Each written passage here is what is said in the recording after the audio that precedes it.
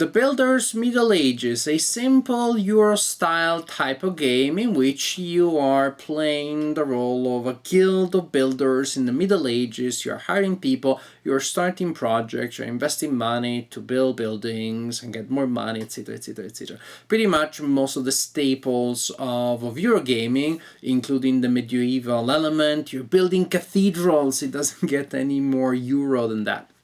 So you have all those elements of Eurogaming in a very simple, very accessible format. In fact, after I read a little bit about the game, it seemed very similar to Splendor. It almost seemed a variant of Splendor, almost like My First Splendor, or again, Splendor for beginners. And Splendor is a game that I like very much. I enjoyed it immensely, and I really wouldn't mind to have a version that was a little more accessible, that I could play with my kids that are now 5 and 7. I do have actually a game that's already along those lines, which is Minecraft, the card game, but you know, it never hurts to have yet another game, and it seemed to be very similar to Splendor, based on the same idea that I'm getting cards and combining them to get resources to fulfill certain requirements to gain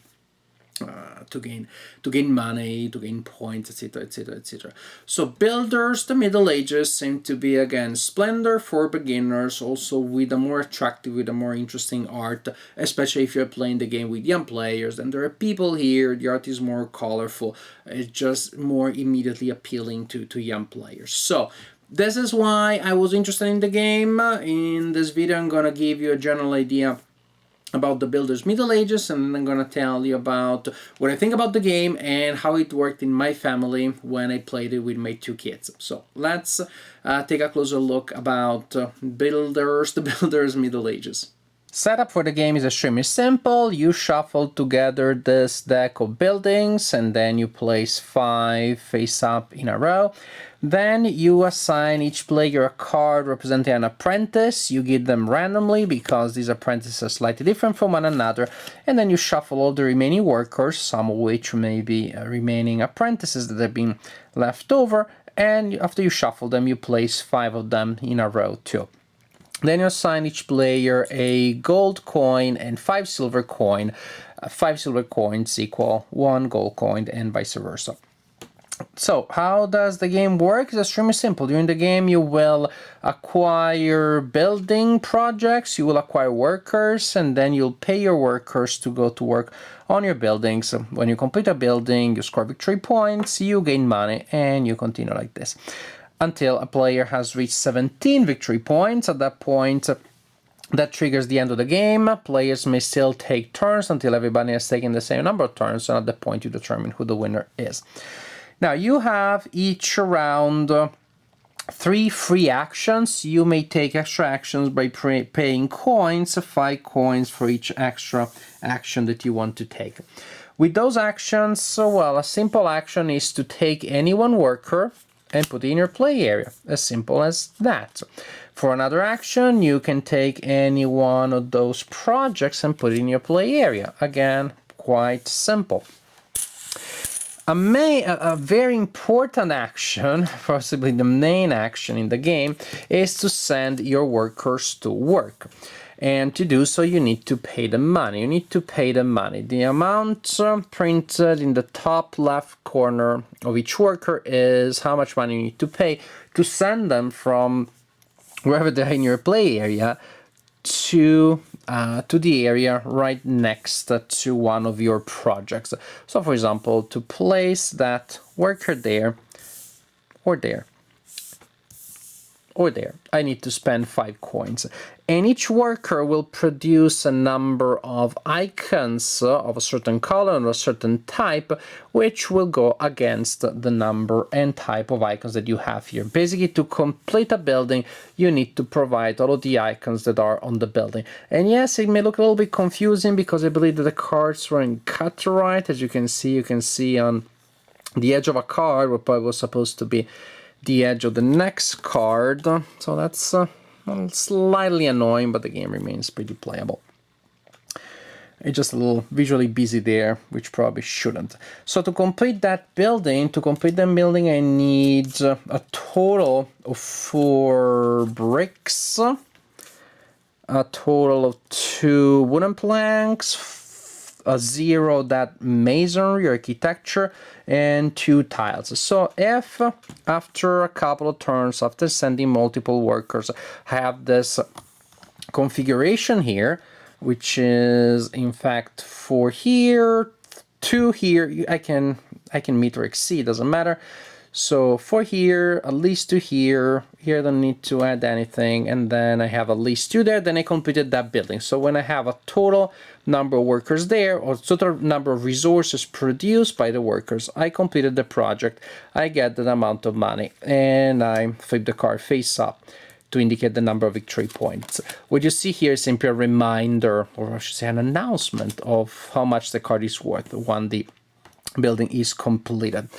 Again, to send a worker to work on a certain project, it will cost you the number of coins that you see there.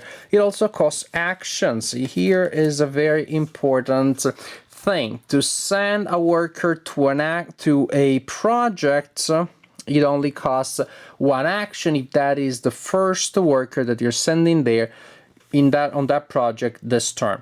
To send a second worker on the same project in the same turn, it costs 2 actions. To send a third workers on the same project in the same turn costs 3 actions, for a total of 6 if you're done that in a single turn.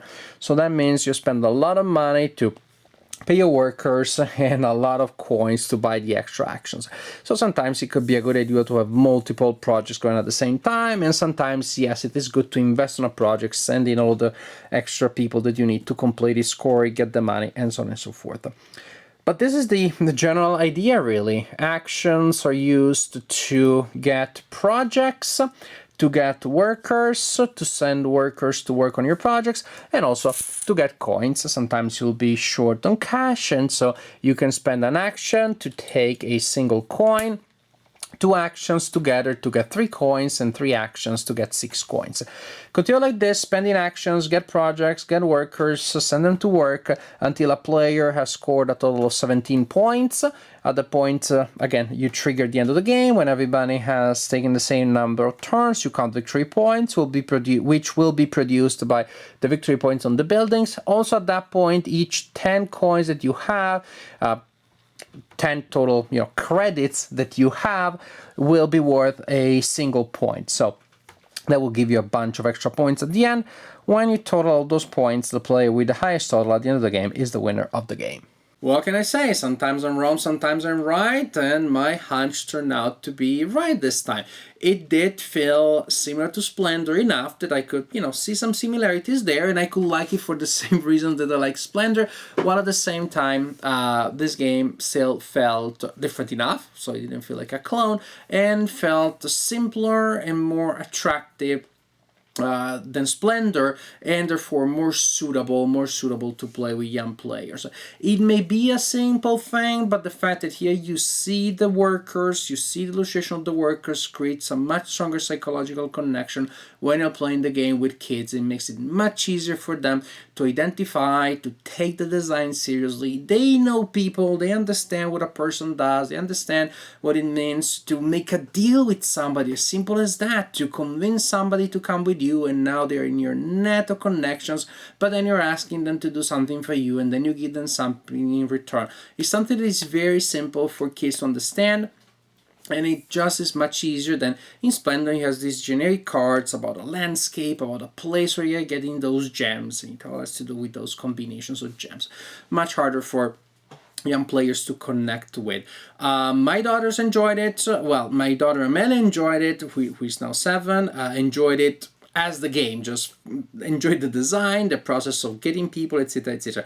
My daughter Louisa, she's 5, she doesn't quite get it yet, but she still enjoyed playing in team with me, fumbling with the components, etc, etc. My daughter Ahmed, again, really enjoyed it. This is a game that a 7-year-old can absolutely play and understand and enjoy for what the game is supposed to. Planning ahead, starting a project, investing, budgeting your resources, etc, etc, etc. Again, it is my first Splendor. It is very simple mechanically, and it is precisely because it is very intuitive, but it still has a couple of interesting decisions. The most interesting which of course is how fast you want to push, because, well, I get a building and then I get a worker and then I send it there and then I get another worker and I send it there. It may feel a little dull, a little bland, and maybe some players will play like that and will say, well, this design doesn't have anything to offer, it's too bland, it's too straightforward. But of course, the real soul, the real flavor, the real spice comes from the fact that you may decide to risk a little bit and to push and to spend a lot of actions and to spend a lot of money to try to get a certain building before somebody else, etc., etc., etc. So there definitely are more interesting decisions there that may appear at first. There is a push your investment element, and he say that instead of saying push your luck on purpose, because it may feel a bit that way, but in truth the game has very little luck, almost no luck whatsoever. Yes, you may get a certain card or not, but those resources are available and visible to everybody. You always also see the next resource that is available. So ultimately the luck is not quite there. Which is an advantage, of course, in a certain sense. You really get the sense that when you win, that was a clear result of your good planning, etc., etc. But at the same time, it may also be that when you have a runaway leader, then there isn't really much that other players can do to catch up.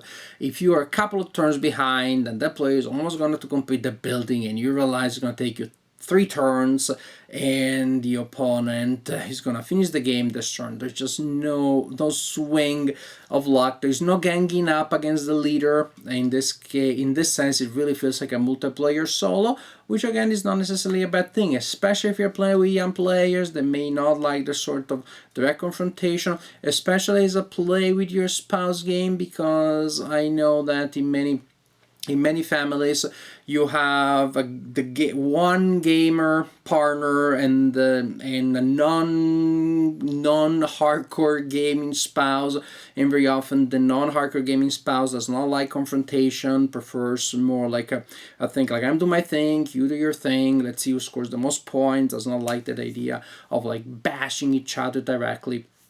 In this case, it works very well because you have a game which is competitive and really rewards good gameplay without at the same time feeling confrontational, causing too much bad blood, because it's going to be very rare that I'm looking at my tableau and using my resources while also studying everybody else's area to the extent that I realize that you really want that labor rather than that other one, I want that master rather than that one, and I'm going to get it just for the sake of getting it out of the line, because then it may just happen in 2 turns the same or almost the same worker will be available, and the actions are so precious that I'm not gonna use one of my actions just to take a resource from you. Or if that happens, it's gonna be very rare. It's gonna definitely be the exception, not the rule. I don't think it's a profitable strategy, that of trying to figure out what the opponents want to do and try to get in their way. It seems to me that 99% of this game is about, I'm going to create my own strategy and see if I get there and meet the victory conditions before you do more efficiently than you will.